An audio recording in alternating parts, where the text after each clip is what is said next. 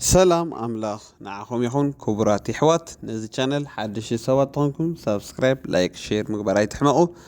كم تلمود زهانت نسابات دبل كو فيديوزات حزامت إلغو كساب موداتا نصاي صنحو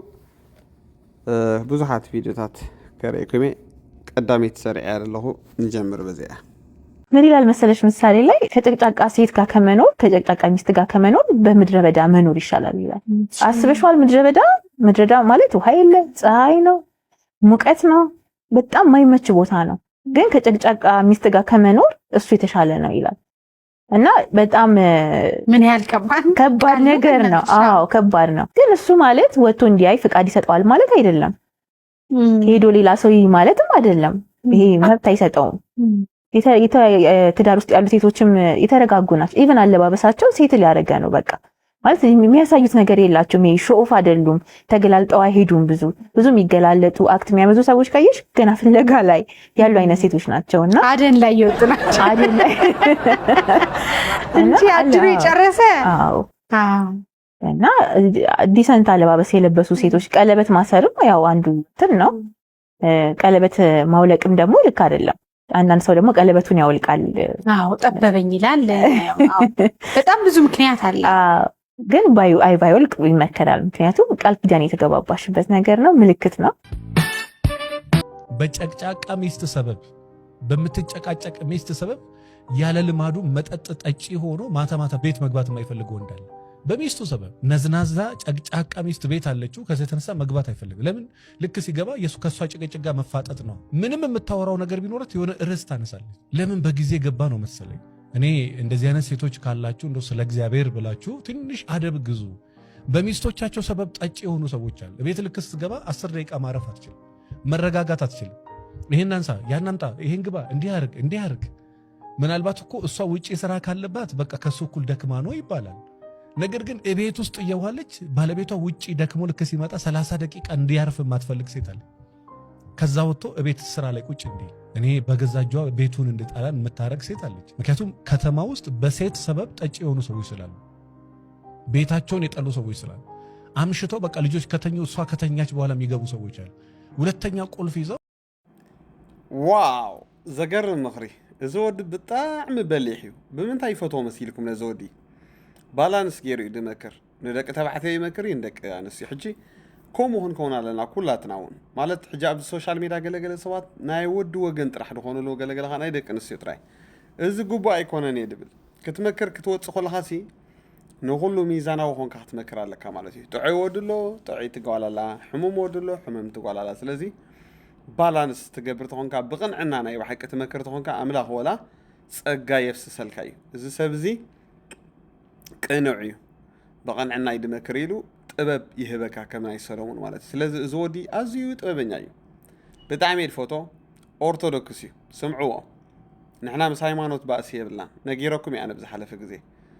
ሰብ ሓሳብ ብሉፅ እንድሕር ኣምፅኡ ሃይማኖቱን ኣየገድሰንን ኣብቲ ሓሳብ እያ ንፎካስ ትገብር። ስለዚ ከምኡኹኑ ኻእቶም ኦርቶዶክሳውያን ጴንጤ ኮይኑ እንድሕር ዝብላዕ ሓሳብ ኣምፅኡ ተቐበሎ ነቲ ሓሳብ። ምስ ሃይማኖት ኣይተተኣሰሮ ጉዳይ ኩላትና ኸ ኣተሓሳስባና ነስፍሕ። ኣብዚ ሶሻል ሚድያ ረኺብና ደሎ ማሕበራዊ ህይወት ናብራ ገለ እዩ። ስለዚ ኣተሓሳስባና ነስፍሕ። ኣብዛ ጉዳይ እዚኣ ኣነ ንእሽተይ ሓሳብ ክምል እደሊ ኣምሓርኛ እዩ ዝዛረብ ደሎ። ነቶም ኣምሓርኛ እንደይሰምዑ እንታይ ድብል ዘሎ ሰበይቲ ጨቕጫቃ እንድሕር ኮይናሲ ወዲ ገዝኡ ምእታዊ ይድፀልኦ ዘይተደለየ ናብ ዘይተደለየ ወልፊ ናብ ገለን ይደኣትው። ስለዚ ኣተን ደቂ ኣንስትዮ ተጨቃጨቕቲ ኣይትኾና። ወዲ ሰላም ይደሊ፣ ወዲ ናፅነት ይደሊ፣ ንሰብኡት ግን ባዕልኸ ናብ ሕማቕ ኣይትስደድኦም ይብል ነይሩ ማለት እዩ። ዝሓለፈ ዝክርኩም ኣይለኩም ነይረ። ንፁር እዩ እዚ መፅሓፍ ቅዱስ ይኹም ኢሉ ካብ ምስ ነገራም ሰበይቲ ምንባር እንታይ ኢሉ ወይ ኣብ በረኻ ንበር ወይ ኣብ ዝባን ናሕሲ ከትከት እንዳበልካ ቁሪ ተረዲኹምኒ ያ ወይ ኣብ ምድረ በዳ ይብል ማለት እዩ። ስለዚ እጅ ገለገለ ደቂ ኣንስትዮ ጓልኮ ካብ መሬት ተላዒላ ሰቂላስ ናብ ጨቕጭቕ ኣይትኣቱን እያ። ገለ ነገር እንድሕር ዘሸግራ ኮይኑ ሰብኣያ ዝብላ ኣለዋ። ክልተ ደቂ ኣንስትዮ እየን ዘለዋ። ጉቡኣ ስለ ዘየማልኣላ ድጨቐጭቕ ኣለዋ። ካብ መሬት ተላዒለን ከዓ ነገር ዝፈጥራ ኣለዋ ማለት በቃ መባእሲ ምክንያት ዝደልያ ደቂ ኣንስትዮ ኣለዋ። ሕጂ እዚአን ዓያሹ ይበሃላ ማለት እዩ። ባዕለን ቤተን የፍርሳ ገለገለ ደቂ ተባዕትዮ ትርእይዎም ቅድሚ ሓዳር ጥዑማት ዝነበሩ ባህርያቶም ገለገለሲ ሓዳር ምስ ገበሩ ግን ይቕየሩ ባህርያቶም ሰታይ ይኸውን ወይ ከዓ ይዘሩ ወይ ከዓ በቃ ምሻሎ ደይግድሶም ሰባት ይኾኑ እንታይ ኮይኖም እዮም እዚኦም ቅድሚ ሓዳር ጥዑይ ዝነበር ሰብ ሓዳር ምስ ኣተው ግን ቶታል በቃ ገሊኦም ይዓብሩ ገሊኦም ነብሶም ይድርብዩ እንታይ ኮይኖም እዮም ኣብ ሓዳር ሳምቲንግ ማለት እዩ ኣይጣዓሞን ኣሎ ማለት እዩ ተወዲ ኮርኪሕዎ ኣሎ እቲ ሓዳር ማለት እዩ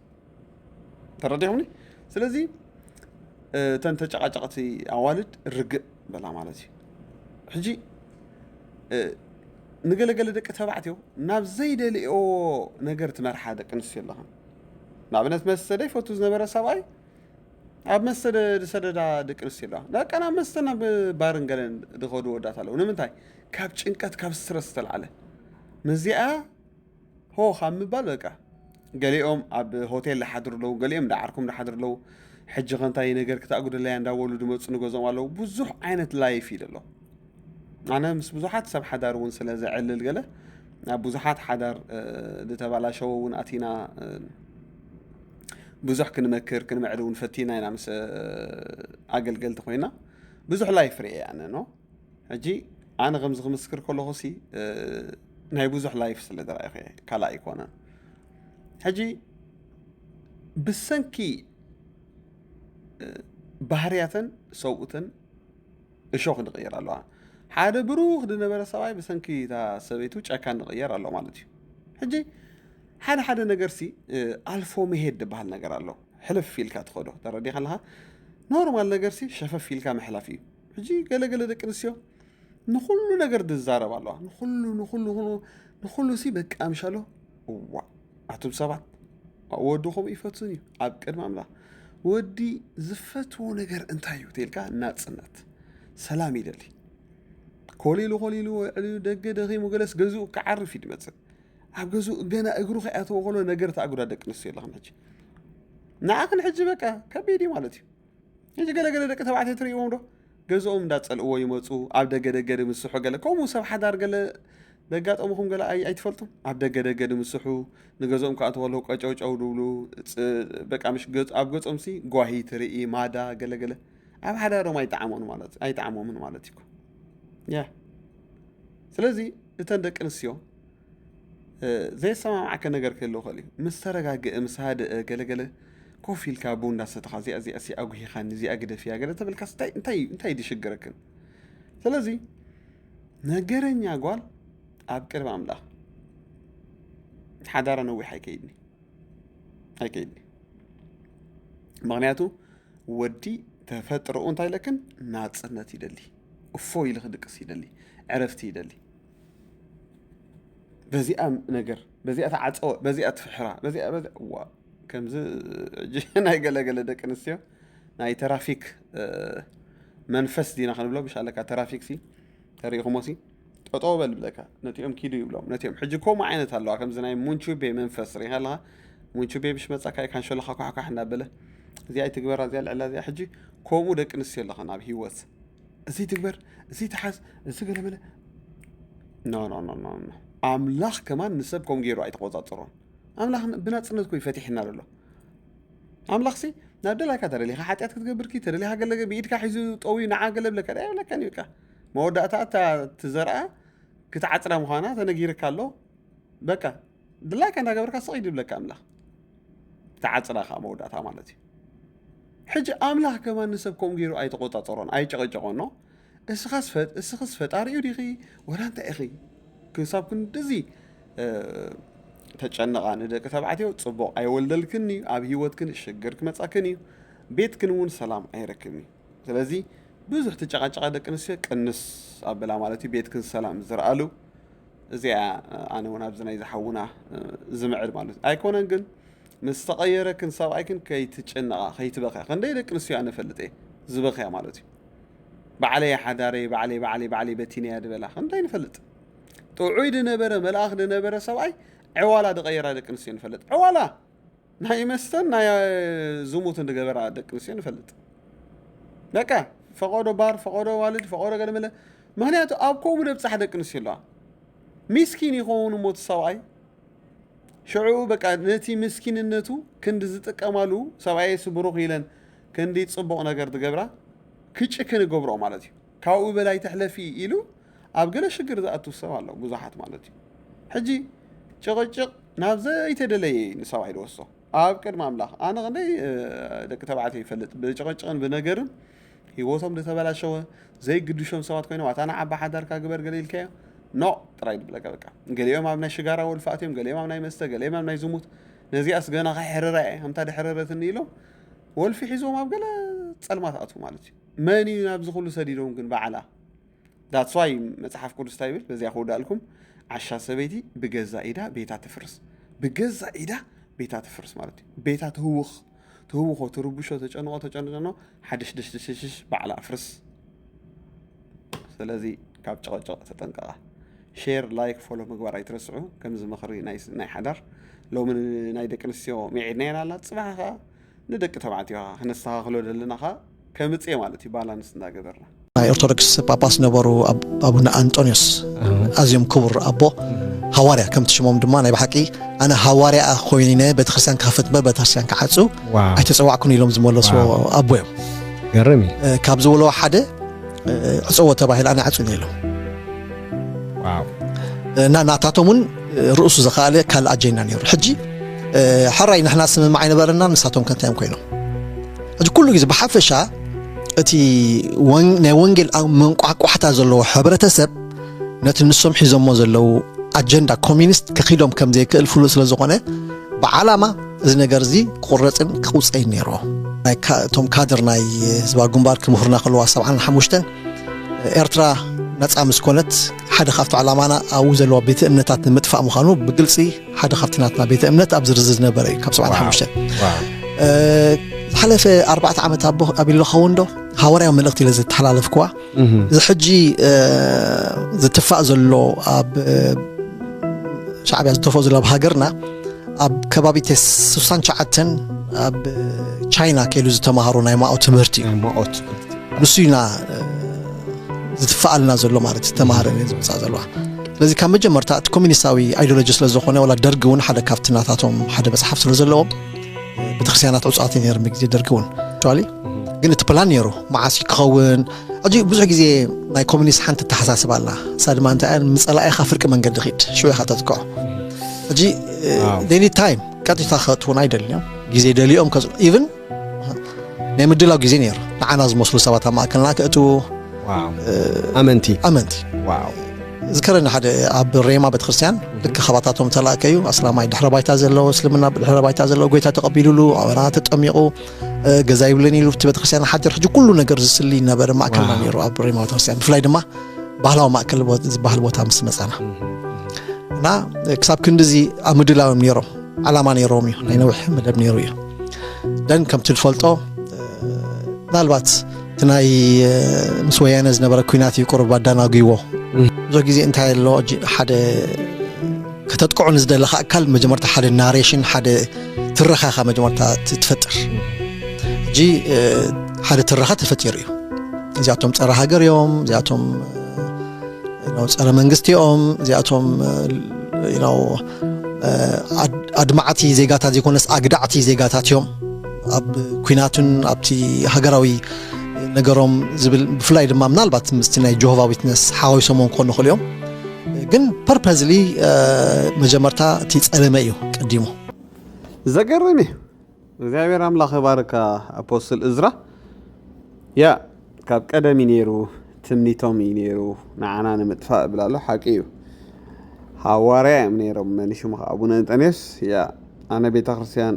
ከፈተ መርካዓጾ አይ ክእልኒ ኢሎም ናብ ጎይታ ድኸዱ አምላኽ ዘመኖም ይባረኽ አቡነ እንጦንዮስ ናይ ባሕቂ ሓርበኛ ጅግና ናይ እግዚአብሔር ሰብ ነይሮም ገለ ሰባት ኦርቶዶክስ ለድኾነ አቡነ እንጦንዮስ አይደሓኑን ገለ ዝብሉ ሰባት አለው መን ይፈራድ ጌርካ መን መንግስተ ሰማይ ጴንጤ ጥራይ ዳኣቱ ይልካ ከምኡ ድበሃል ነገር የለን አምላኽ ይድፈልጥ መን መንግስተ ሰማይ ዳኣቱ አቡነ እንጦንዮስ ዛሞ ካብዘማ ኣብዚ ግዜ ዘለው ፓስተራቲና ወላ ነቢያቲና ገለ ድብሉ ጴንጤ ለውሲ ናይ ባሕቂ ድብለካ ኣለኹ ከም ዝምሻሎ ፍርዲ ገለ ከይኮነን እምበር ዳርጋ ካብ መብዛሕትኦም ናይ ሕልና ሰብ ስለ ዝኾነ አቡነ እንጦንዮስ ብሕልናሲ يعاويهم يم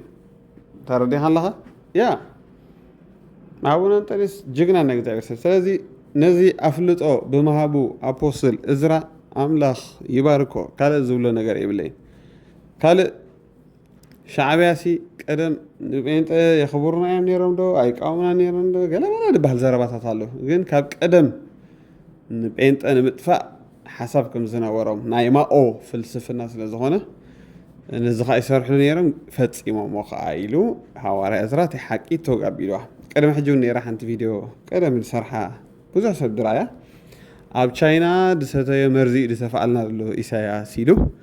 تزاريبو نيرو مالتي سلازي صبو تنتينو لو حواري ازرا املاح زمني ورخ يا نا እግዚአብሔር ሰብ ከምዝ ኸውን አለ ወሪ خلخ نحكي توك يا نحنا ري خلخ نحنا امنت بفلايسي وا አታጣኹም ማታ ሰማይ ዘሃገርናሲ ነዞም ናይ ምድር ስልጣናት ከምዝ ጌርና ክንሸቀረሎም ክንፈርሖም አይግባን እንተ ለና ና ኢየሱስ እንተ ሞትና ና ኢየሱስ ኢና ያሬታ ማዕጾ بضونه حوار ازرا برختنا يخ زمن كايبارخ سسنلنا اصل እግዚአብሔር ልክ ነው አጭሩ መንገድ ይያለ በረጅሙ ሲመራ ልክ ነው ቀላሉ መንገድ ይያለ በከባዱ መንገድ ሲመራ ልክ ነው በሰው መሃል መሆን ይያለ ከሰው ውጪ ሲያረግ ልክ ነው የሆኑ ሰዎችን ከህይወት ሲያረቃቸው ልክ ነው የሆኑ ሰዎች ከህይወቴ ወጡ ብላችሁ እንዳታዝኑ እነዛ የወጡ ሰዎች ከዚህ በላይ ቢቆዩ ኖሮ ካበላጁት ይልቅ የተገነባውን የሚያፈርሱት ይበልጥ ነበር ከኢየሱስ ጓደኛ አይበልጥም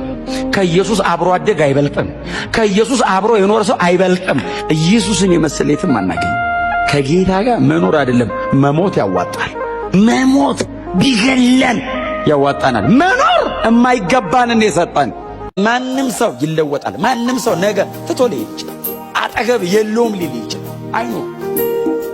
አባቱ ይከዳ የማይቀየር እግዚአብሔር በምንም አጋጣሚ ውስጥ ሆኖ ተመለሱ ኑ ወደ ጌታ ኑ ወደዚህ ጌታ በእውነት በገንዘብ ብዛት በስልጣን በምንም አይነት መንገድ የማይገኝ ልጅነት እግዚአብሔር ጋር ብቻ ያ ዚን ቪዲዮስ ደስ ይለናኒ አንተ ይምስራሆን እንታይም ደብልና ደለው አምሐርኛ ላይ ሰምዑ አምላኽ አይገድፈኩም ነው ሰብ ከገድፈካ ኸሊ አምላኽ ግን አይጠልምኒ ብሎ የስ ናይ በሐቂ እግዚአብሔር አምላኽ አይጠልምኒ ንኹላትና نقولاتنا أنت أيت المناني عمين دو نايوناتان كعباي زربايا دحرا السعودة بيلكم لا نايوناتان حدا سبات كاب هيوتنا زوت صوصي أنت دهلو نيرم تدقصلهم سنة نطفأتنا مخونا نيرو أملاخ سلا زصورنا كان مسجنا لنا ده أمبر نمنتاي تفعليه ومنيتهم سبات يلنا كان مار راي جب أنانيو يبلا له مالتي سلازي እንኳዕ ወጹለይ እንኳዕ ተፈለይለይ እንኳዕ ረሓቆለይልካ ከተመስግን ይደለካ ስለዚህ ዓባይ መልእኽትያ አምላኽ ይባርኮም ነቀጽል መንግስተ ሰማይ ጎብኝታ የመጣች ሴትዮ የመሰከረችው ምስክር እህቶቻችን ታውቃላችሁ ጌታን በጣም ከኛ ይልቅ ስለሚወዱ አንዳንድ ጊዜ ጌታን የሚመስል ነገር ሁሉ ይዟቸው ከሄደ ይሄዳል ጎብኝቶ ይመጣሉ እዛ መጽሐፍ ያረጉታል ለዚህ ጎዶ ትንሽ እንትን ያስፈልገዋል ጥበቃ ያስፈልገዋል ከዛ ያንባል ለእናቴ ገዝቼ ሰጠኋት እናቴ በጣም ታነባለችና ገዝቼ ሰጠኋት መንግስተ ሰማይ ጎብኝቶ መጣ አየችና 20 ገጽ አነበበችና እንካው ሰደው አለች ምን ነው አልኩት እንደው ጌታ ስራ ፈታ እንደ እሷን ይዞ ዝም ብሎ የሚዞረው ሴትዮዋ ኮሪያዊት ነችና ምን ትላለች ጌታ ይዞኝ ወሰደኝ የሆነ የወርቅ መንገድ አለ ወሰደኝ በወርቅ ዋሻ ውስጥ አለፍኩኝ የሆነ ደሞ ባህር ዳርቻ ጋር ወሰደኝ እጄን ይዞ ከዛ በኋላ ልጄ ሆይ አለኝ ወይ አልኩት በመድር ላይ እንዳንቺ ሞደው የለም አለኝ ምናምን ነው ምትለው ሴትዮ በቃ ማዘር ከ20 ገጽ በኋላ መታገስ አልቻለች እንደዛ የምትወዱ እዚሁ 9 ሰዎች የትላንቶቹ ኖ ክርስትና ከፍታው ትልቅ ነው ከክርስትና ከፍታ የተነሳ እናንተም ከፍ ብላችኋል በክርስቶስ ሆናችሁ ከአለቆች ከስልጣናት ከኃይላት ሁሉ በላይ ሆናችሁ በክርስቶስ ኢየሱስ ተሞልታችኋል የሆነ የሃይማኖት ቡድን ተከታይ አይደለንም። እንትና የሆነ ሃይማኖት እንትና የሆነ ሪሊጅን የሆነ ሴክት የሆነ ምናምን እንደሱ አይደለም። የተሰራው ስራ ትልቅ ነው። እዚህ ውስጥ ማሰቦች እየጸለያችሁ ምንም መልስ የሌለ አለ፣ ግን ተፈጽማችኋል ብታምኑ ባታው።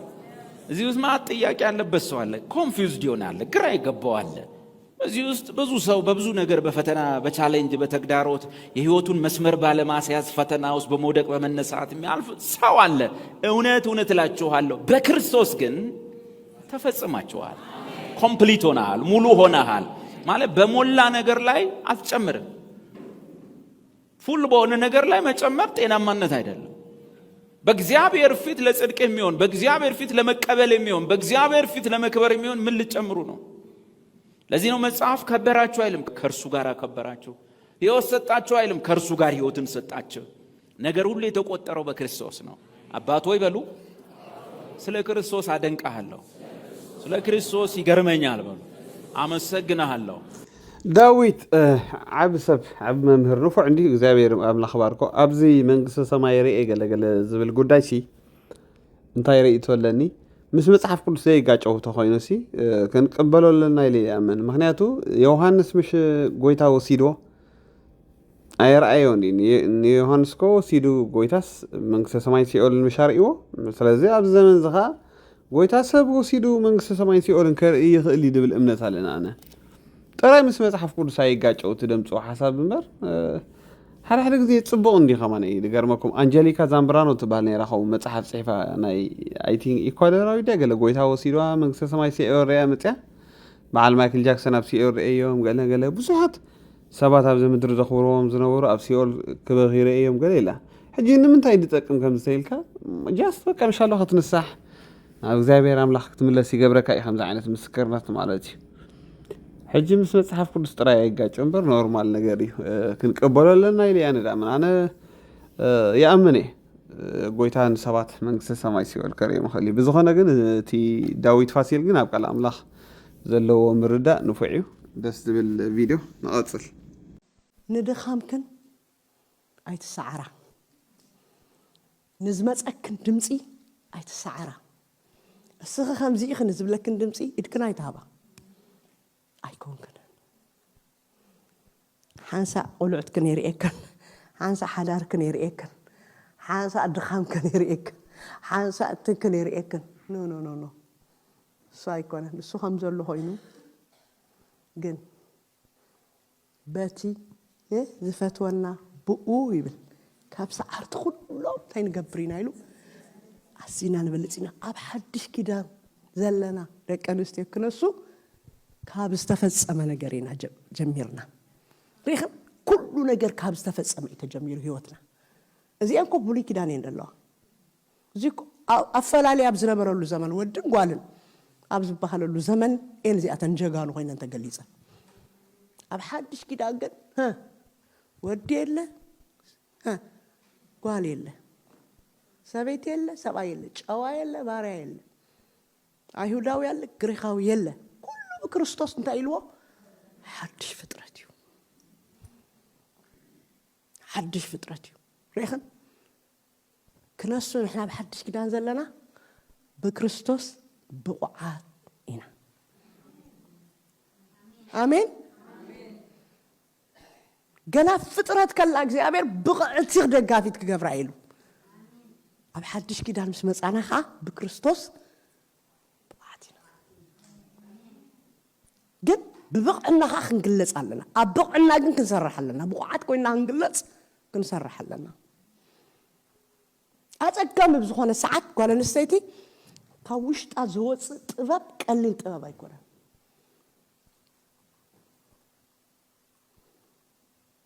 ኑኣሚን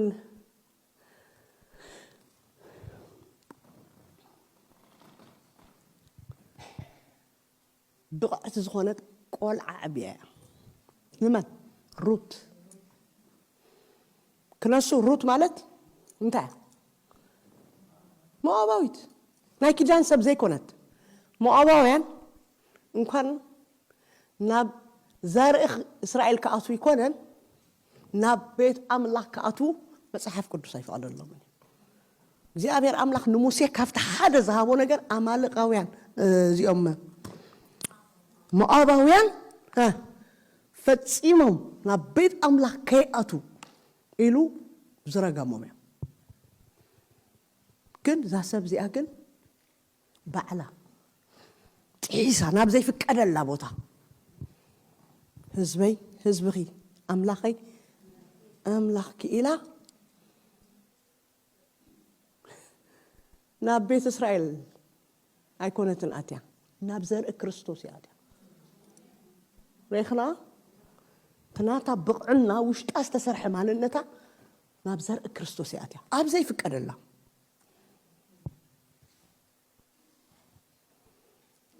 ንምንታይ ተልና ካብ ውሽጣ ዝወፀ ነገር ብመን እንድሕር ኢልና ግን ኑኣሚን ሰሪሓታ እያ ኣትን ኣዴታት ብትሕቲኸን ዘለዋ ክትሰርሐአን ትኽእላ ብዙሓት እናእሽዱ ኣለዋ ልክዕ ከም ሩት ቀሪፅክን ክተውፅአን ትኽእላ ትብቕዓት ናታትክን ኣብአን ክትገብርኦ ክተሕልፍኦ ማለት እዩ ኣነ እውን ወሲኻ ማለት እዩ ክነሕልፎ ዝግብኣልና ነገራት ኣሎ ማኑሄ ርኢኽንኦ እንድሕር ኮንክን እግዚኣብሔር ክግለፀላ ከሎ ነታ ሰበይቲ ተገሊጹላ ምክንያቱ ጉዳዩ ዘለዎ እግዚኣብሔር ምስታ ሰበይቲ እዩ ትዘረ ምስተቐበለቶ ኣብ ውሽጣ ፍሪታ ሰበይቲ እያ ናብኣ ይመፅዩ ወደኽት ወልዲ ኢኺ ኢልዋ ንፍልስጤማውያን ክብቃሎም ክደሉ ከሎ እግዚአብሔር አምላክ ሳምሶም ከምጽደሉ ሳምሶም ግን አመን ይዝመጽ አፍታ ሰቤት ውሽጥ ኮይኑ ይዝመጽ አጠንቂው ዋዝ በለ ነገር ከይትሰቲ ዘስክር ነገር ከይትሰቲ ዘረክስ ነገር ከይትበልዒ ወድኽት ወልዲ ኢኺልዋ ሰኻ እምንት ሰቤት ያ ከይዳን ሰብኣያ ነገራቱ ከምዚ እኮ ተገሊጹልያ ብዙሕ ግዜ ኣስተውዒልክን ትኾንክን ኣይፈልጥን ብሕልፊ ብሓዳር ዘለኽን ደቂ ኣንስትዮ ኩሉ ግዜ ሰብኡት ምርግጋፅ ይፈትው እዮም ዝኾነ ነገር ከይረጋገፁ ኣይቅበሉን እዮም ገለ ነገር ምስተዛረብክንኦም ቀልጢፎም መልሲ ኣይህቡን እዮም ሓቂ ደ ድሓር ካልኣይ ምሽት ከዓ ስለ ንዘራረብ ብዛዕባ ባህሪ ክንዘራረብ ኢና ተፈጥራዊ ባህሪ ናይ ሰበይቲ ተፈጥሯዊ ባህሪ ናይ ጓል ኣንስተይቲ ተፈጥሯዊ ባህሪ ናይ ወዲ ተባዕታይ ከዓ ተፈጥሯዊ ባህሪ እግዚአብሔር አምላክ ዝፈጥሮ ሕጂ ሓደ ግጭት ዘምፀልና ማእከልና ባህሪና ዘይምፍላጥ ተፈጥሯዊ ባህሪና ማለት እዩ ገለ ነገር ሰበይቲ ነጊራቶ ሰብኣይ ቀልጢፉ መልሲ ኣይህብን ሱቅ ይዝብል ሓቂ ደ ሓቂ እንድሕር ተጋጌት እርማን ንስኻትክን ሱቅ እዮም ድብሉ ሱቅ እንታይ ድሕሪልና ኣብ ውሽጦም ድዩ ኣይኮነን ድዩ ኢሎም ማለት ንኽምልሱ ግዜ የድልዮም እዩ ንማኑሄ ከምዚ ኢሉኒ ኢላቶ ካብኣ ፍልይ ኢሉ እግዚአብሔር አምላክ ትዝላኽካዮ ሰብ መሊስካላኮ ኣነ ኸሪኦ ደልየ ኢሉ ጸልዩ እግዚአብሔር ካናይ ማኑሄ ጸሎት ሰሚዕ ይብለና ግን እሱ ምስካለ ተመሊሱ መጽዩ ምስ መጸገድ አፍቱ ቦታ አስተራኸበት ንሳያንሱ የለም مستجلس الله already نسات فلتيا كيدا قوية كيدا متياتو نعات بعد ما يستجلس الله يمسيلا كم ناس بالكون كيرجع قص وسلا زي كبلو زخنا نقدر كرجع قص الله من قبلو إذن بقى تفترة البحر يوميناتا بقى زبالكون تقبل إمن تبلكنو تفترة وياه يلا خونا يكلن كفلتو والله مجمرة كرجع قص الله قويتا زمن كي يبارخ نبيت مركب نايب حكي زبل عم خري حواتي تتقوم له بفلاي دك نسيو بزوح كتمخركنا بزوح كتسرحكنا مالتي ناطر نعم لك بهري مجمرة قويتا تقبل كل خا بخاز ما تصدقي صدق عملك خا تقبل صدق عملك كم بهري او اشتخا يغمط اذا صدق زشعو زين بركه بهري ابخا نام عبلي مت مچم كواد كله سخونه ነገር ቀልጢፍ ይዋሃድን تخلقوا سمع تخلقوا كاب حدا بوتا كنفلسي ناب حدا بوتا كتقعزو خلخا كسع مستمري زوهار غزي وسدلي لا يكون حدا قربت بزي قليطهم ابن دحرغي الجيبو ملكا كسع زوهار غزي وسدي دمناي وحيدو كان ايدم كالي نعها سامع عمصوم نسون كسع زوهار غزي وسدي تملاس بتملاس خطو نا املاح بحري مسخا خسع زوهار كا it takes time تريو غويتاي نابلكا شعورنا تلمامدكا ابخنا معبله اتا اباي تصنع فرز فرخ بالكلو غزي يوسد it takes time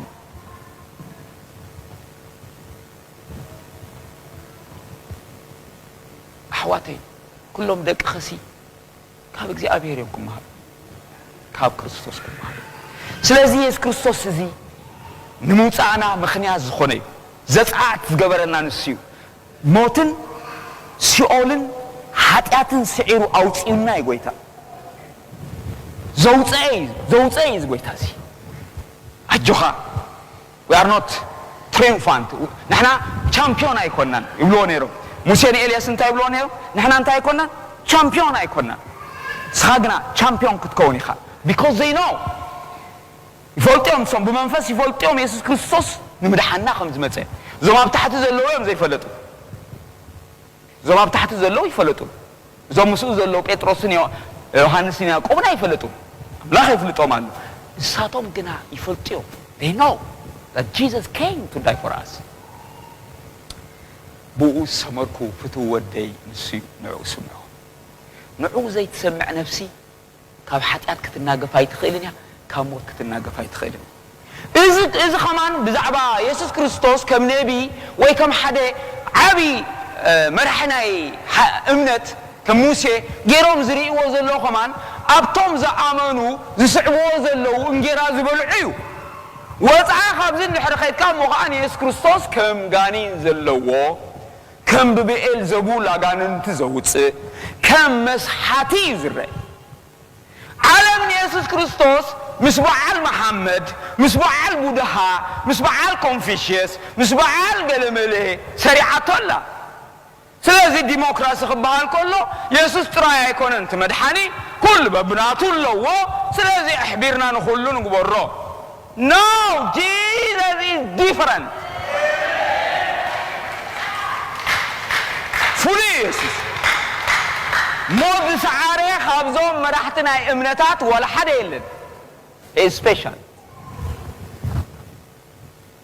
من قدن حقن هوتن كان نسيو بزيبو حدا كنا املاح زبط يلقل الكا بتبعات سبخ انجليز افريكا ولا غدي افريكا ديمقراطينا انجليز ايقدس ولا ديمقراطينا شودن ايقدس I don't care كتسوالو زدل انت خوين تسوالو تادا مصداقون كسرعانا يسوس كريستوس توم فلسطيناويان كون تتابوت مسمارخو مسمن يمسرعهم مستابوتنا እግዚአብሔር ተማሪኹ لو مستمارخ يسوس ክርስቶስ ዲዘለካ አቢ ናይ ዲሞክራሲ ናይ ምምሕዳር ናይ ዓዲ እንግሊዝ አተወ ከም ድላዮም ዝገብሮ ዋ is special is different መራሕቲ ሃይማኖት እንታይ ባህሪ ያለው መስልኩም እቲ ህዝብ በሰላም ምን ተኸደሎም ስለ ፍቅር በስምዓ ምቅር ይለው የምዝምሩሃ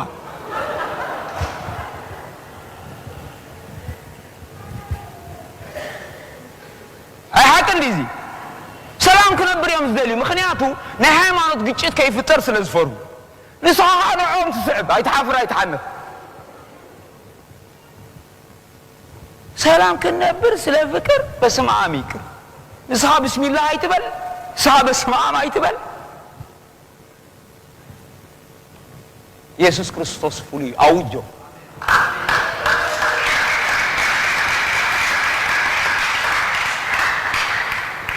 አሕዋተይ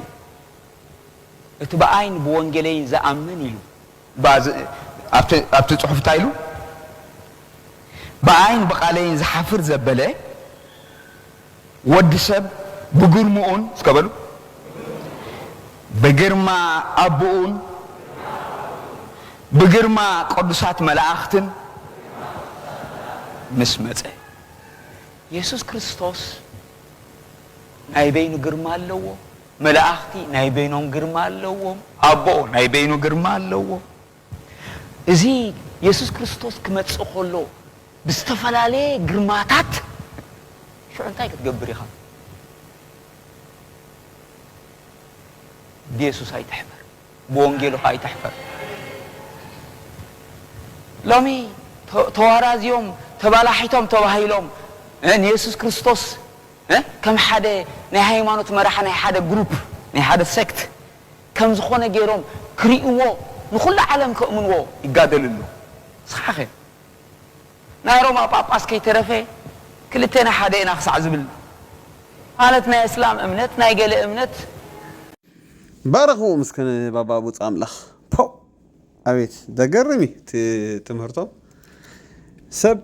املاخ رايو انتي ابزناتي فيديوهات كل غزي حدا ነገር ተማሃሩ ሪኻዩ املاخسي اب كلاتنا دتفلالي جريس ጸጋ ያቀሚጡ كل غزي تزاربكم الله اب ገለና ይትንቢት ጸጋ اب ገለና ይተግሳጽ اب ገለና ይመጽንና حجي كومو ሆኖ ማለሲ ናይ ክርስቶስ አካልሲ تتفلالي ጸጋ ይደለዋ ኦኬ حجي ዝነገርዚ እንዳስተዋዓልኩም ኪዱ ማለት እዩ دخون سبنا ناتو غريس ناتو فولي ነገር አለው ማለት እዩ نقصل ጎይታና ኢየሱስ ክርስቶስ እቲ ብዛዕባኡ ዝተጻሕፈ እንደሆነ ረአዮ ንአብርሃም ተስፋ ተዋሂብዎ ብዛዕባ ኢየሱስ ዳዊት ኪዳን ተአቲሉ ኢየሱስ ክርስቶስ ኣብ ቻይና ተወሊዱ ነይሩ እንተዝኸውን እንታይ ምኾነ ነይሩ ክንደይ ጸገም መመጸ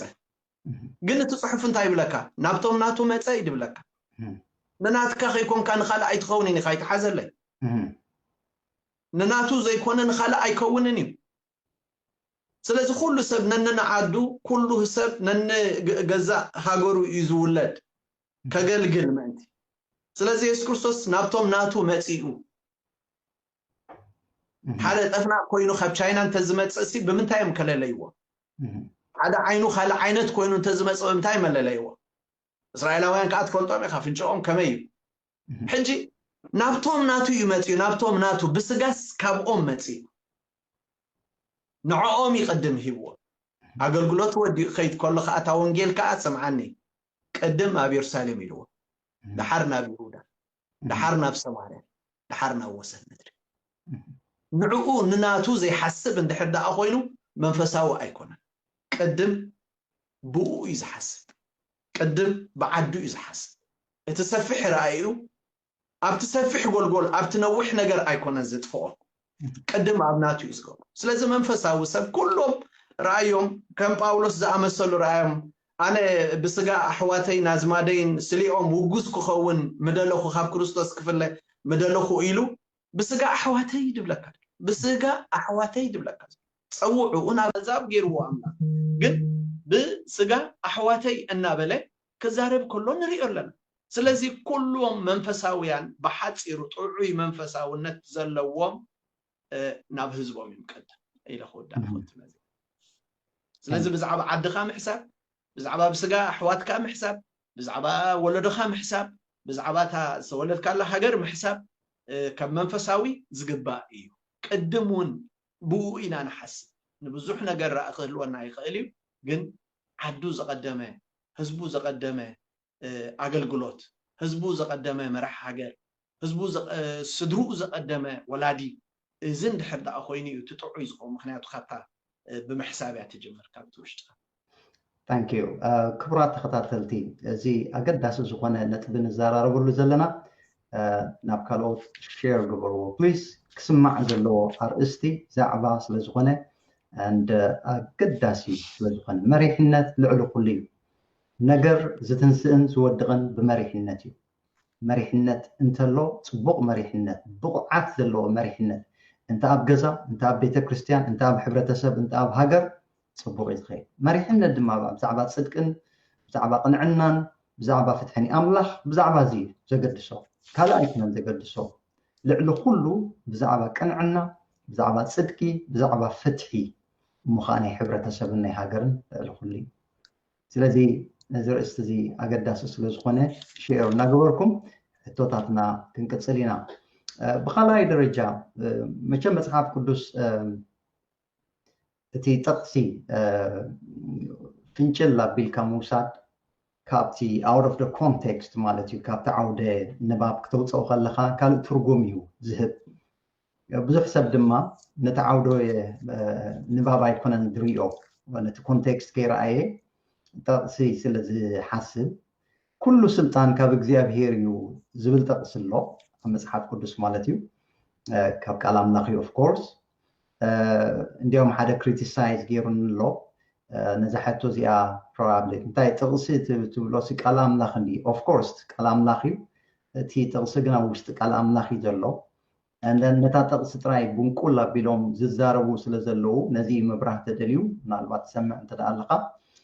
ካልኦት እውን ጎይትሽ ናይ እግዚአብሔር ሰብ ዘመን ካይባረኽ ናይ ባሕቂ ደገርም ትምህርቲ እንታይ ምኽኑ ንብሊና ያ ተባረኽ ጥራይ ተቋንቀና ንቐፅል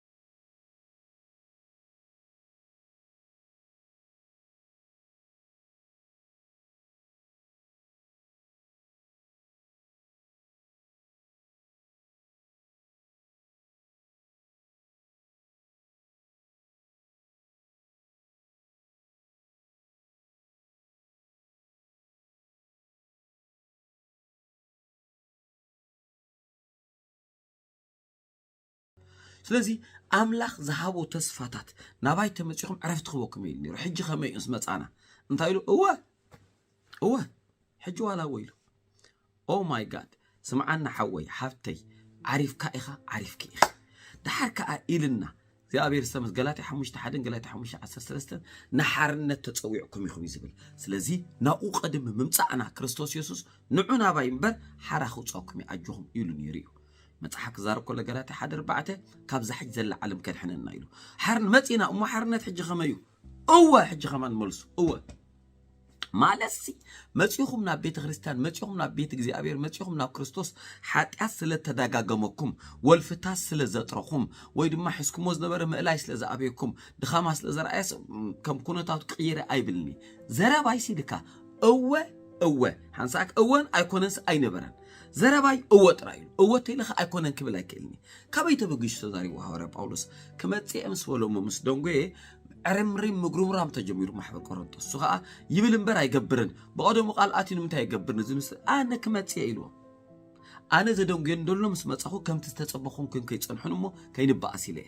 امبر زرباي كم كريستوس يسوسيو كم اي امون انا خاك ناي بوي وسيده خبل دليو كريستوس بؤون بباولوس سلوان تسبكت او طرا ينيرو او نايكون سز غدايكم رئيس غير املاخ يلن اوي خالق نمتا تتصوعنا انا نسخاتكم قدسان نمت حرنت كركب طلع كونت نسلام تصوعكم في المصحف القدس موشي عرفت له او الى እግዚአብሔር حساب اويو قال رومي شومونت 19 نتوب قدم فلوتم نعتاتم اصدقم نمسلو ودكم مسلو مدقم نتوم صوعم نتوم اصدقم موس مصحف صديق او صادق خسخبلك እግዚአብሔር حج نسخ صادق خبلك እሞ ምስ መጻኹ ሰማይ አቴለ የስ ቆሎሲ 1:13 ካብስል ቃንጻ ጸልማ ተውጸናና መንግስት ፍቅሩ ወዳእተወና ብዙሕ ግዜ አዘራረብ አለው ምሽ ከመዘራረብ አይናጥቀሙልና አምኖ ኻይንሰና ምስ ሞተ ሰብ ኸይድ ሞይቱ ንሰማይ ዳአቱ የለን ወንጌል ዮሐንስ 3:36 ካማይ መንፈስን ትሪቶ ወሊድካ መንግስት አምላኽ አይተአቱኒ ኻ ቀድማይ ትሪአኒኻ ዳሕራይ ተአቱኒ ኻ ዝተወልደ ይዳአቱ ኣብ አሜሪካ ተወልደ አሜሪካው ቻይና ተወልደ ቻይናው ከም ዝኸውን ኩሉ نحنا منجست أملاخ مستولدنا أبال منجست أملاخ هنا في سنة 19 دك عدم القدسان استرابيت أملاخ يزبل إمبر نحنا انتهينا نتصنح مسيلكم ورجال لقي الناس مسكلو بهوت ويلي خابز بهال وجلة تصنح أفتح ما حبرك تأفي خاولو نزل على مدحنا ملكتني ولو لك ما مسمو تسوى مقابرتين نيرنا طعم نيرو يوح نيرو حياواي نيرو زيري ساي كون ننزلو نابو خيدي إلا نسبخ نحنا مبزحتنا كله نتشنق مسكده خاصبق نزارو سواتينا كم بحلي اذا خاطو منفساونا تاتاتيو كما صبق نزارولو كم تحرزولو كم ديملسو مسرغاغصناي ريخم قدوسان تخلوكم دليه نسخاتكم سي بوغن املاح اوي دك سماي اتيكم يخم اوه تناغفكم يخم اوه ود املاح اباكم اتي اوه منفس قرصاوجتكم اتي اوه هوا مصحف قرص قداماي قرنطوس 1:31 تقدسنا بلنا قداماي قرنطوس 6 خا كاب شعت 17 حدا خا انت يبل صديقكم يخم يبلنا يس اوه دك قداماي قرنطوس 10 شعت مسمن زراز لغبا حدا سغا مس كريستوس لغبا حدا منفستلكم اوه يزلوكم እግዚአብሔር ሲዘውልቅ 13 كيحسو سبا يكونن كيطعسك قدسو اجوختكم نعخم تزربق الحتي ودقا سمعن دلغ حوي حفتي صديق كايخا تفويس كايخا تباريخ كايخا رئيس إخا حجب نالبات صديق كاول كله حقيقة أشجرك كاي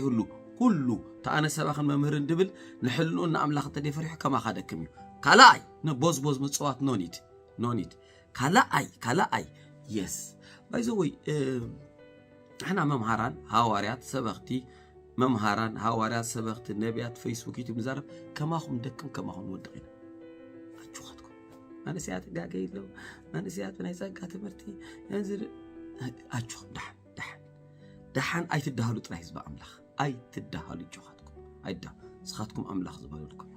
أملاخ زبالكم كل شيء زي أبي راب كريمين له قوي تايم مسكن بزقات أمزي هذا نجر كبير دلي كلاس ناي الزرارة مصحف رومي ديتيل السب أبكستي أتيلو أبلسينج أتيلو بتمرت أوريدي خي جمرنا كمسكر لكم خوني أفتحت كومنت تصححونا ببوه تكالا أي تأورا مصحفتنا تخلي يتخ مصحف رأي أوهنس كم زدي مثلنا أخولي جميرو نز مصحف رأي حد سلسة زنببة بروخي بلك رأي أوهن زنببة بروخي فرح يكون رأي أوهن زنببة سقاتي ونز مصحف زنببة سمعه زكبر بروخي بلك مصحف رأي حد حموش يشتي رأي أوهن نتذكرنا دولو المجمرة تصحف سلازي بزح سب مستمعره قد سب نجيرو وانكوينو ويدما دونجيوم أما تشعر شخص مزقوب جميلكم بزحت كلا تاي وسينا نحدا ورحن تمزقبنا وحنا خلاص قني قتلالو سيز دايركتور كوم وسين له أنا ومسامع له خمسو نحدا ورحن بخمين مزقب قدامي مصحف أورا مصحف أجميل لكم أو تحت اللاتكم ويا فيسبوك لكم ويا كابتي ديسكريبشن تاع لينك لا حانتي تحت خير أوان استمهارخ زوم بايبل سكول أجميل لكم تمتصقكم الله تحت الله ويا بسكرين ويا كأنا تا لينك خافت الله ፕሊዝ ኣትኹም ተመዝገቡ ኢኹም ኣይሰዩ ኣርፕለስ ርእስ እምበር ጭራ ኣይኮንኩምን ሓላዊኹም ኣይታኸስኒ ኣይደቀስኒ ሻሎም ያ ዝገርም ስብከት ኩሉ ንናቱ ዝኽእለው ፀጋ ኣለዎ ከም ተኽእሉ ግዜ ድብለኩም ስለዚ ንጠቀመሎም ነቲ ዝጠቕመና ንወስድ ነቲ ዘይጠቕመና ከዓ ንገድፍ ማለት እዩ ዲያሞ አወፅል የልብ ቁስል በሚገጥምህ ጊዜ ራስህን እዛ ሁኔታ ላይ የምታቆየው ከሆነ ከሰዎች በላይ እርምጃን የምታደናቅፈው አንተ ነህ። ብዙ ጊዜ እርምጃችን ተደነቃቅፎ የቀረው በሰዎች አሉታዊ ጣልቃ ገብነት አይደለም። የልብ ቁስል ሲገጥማችሁ ባመናችሁ ስትከዱ የቀረባችሁ ሲሸሻችሁ ወይንም ደግሞ ያጀባችሁ ሲበተን እና በልብ ስብራቱ ስትገቡ በፍጹም እዛ ሁኔታ ላይ ራሳችሁን አታቆዩ። እዛ ሁኔታ ላይ ራሳችሁን የምታቆዩ ከሆነ እዛ ሁኔታ ላይ ራሳችሁን የምታቆሙ ከሆነ ከሰዎች በላይ ከከፉባችሁ በላይ ከጨከኑባችሁ በላይ ከከዷችሁ በላይ መጠቀሚያ ካደረጓችሁ በላይ የነገውን የህይወት መንገዳችሁን የምታደናቅፉት እናንተ ራሳችሁ ናችሁ። ከኢየሱስ ጓደኛ አይበልጥም። ከኢየሱስ አብሮ አደግ አይበልጥም። ከኢየሱስ አብሮ የኖረ ሰው አይበልጥም። ኢየሱስን የመሰለ የትም አናገኝ። ከጌታ ጋር መኖር አይደለም መሞት ያዋጣል። መሞት ቢገለን ያዋጣናል። መኖር የማይገባንን የሰጠን ያ ጎይታ ይባርኮም እዚኦም እግዚአብሔር አምላክ ንምጽናዕ ዳሃበና ናይ እግዚአብሔር ሰባት እዮም ዮናታን እንታይ ይብለኩም ደሎ ያ ምስ ዝጎድእኹም ጠቐምያ ምስ ዝገብርኹም ምስ ዘበሳጨኹም ሰባት ኣብኡ ጠጠው ኢልኩም ሰው ምንባር ንነብስኹም ባዕልኹም ምጉዳእ ማለት እዩ ስለዚ ርሕቕ በሉ እሊ በሉ ይድብለና ደሎ ናይ ሎማዓንቲ መደበይ ኣብዚ ዝኽውድእ ከምቲ ልሙድ መዝሙርና ሰማዕና መደብና ንዕፀው ኩላትኩም ትባርኹኒ ሞራል ትህቡኒ ሰባት ከዓ ኣዝየ የመስክነኩም ቴንክ ዩ ሶ ማች ሰሰናይ ንኣኹም ይኹን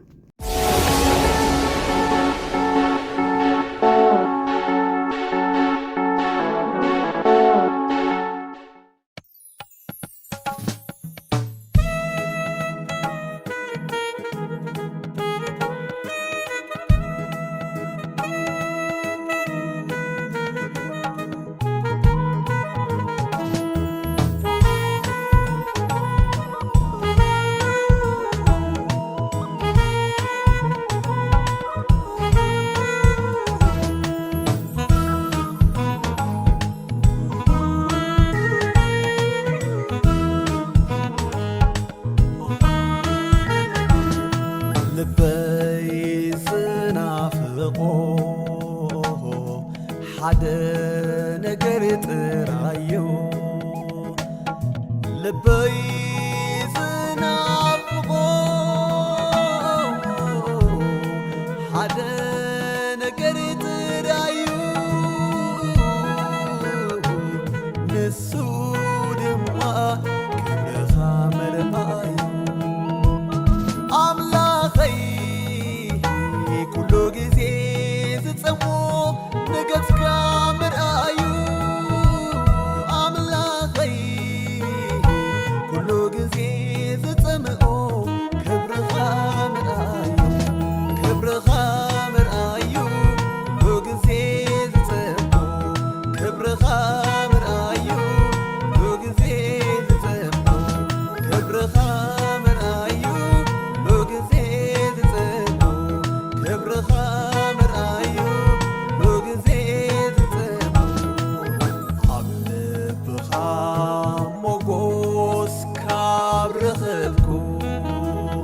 አይደለኔ ለዓለም ክብሪ ከንቱ ኣብ ልብኻ ሞጎስ ካብ ረኸብኩ እዚ ንዓይ ጎይታ እኹልዩ ንዓይ ሞጎስ ምርካበይ እኹልዩ ንዓይ ህይወት ምርካበይ ኣብ ህላዊኻ መውዓል ምሕዳርዩ ልበይ ዝሃርፎ ወይታ እዝዩ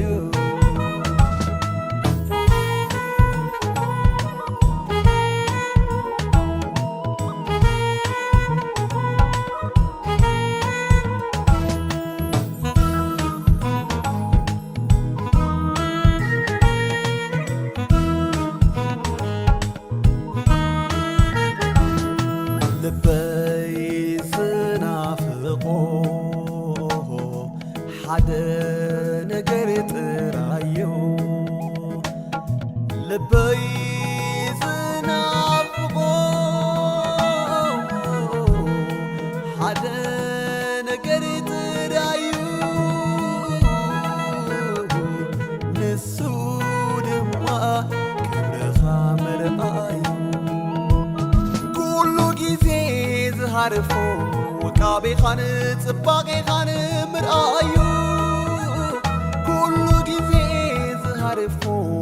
ዕቤትካን ግርማኻን ምርኣዩ ግርማኻ ምርኣዩ ኩሉ ጊዜ ዝሃርፎ ግርማኻ ምርኣዩ ኩሉ ጊዜ ዝሃርፎ ግርማኻ ምርኣዩ ኩሉ ጊዜ ዝሃርፎ ግርማኻ ምርኣዩ ኩሉ ጊዜ ዝሃርፎ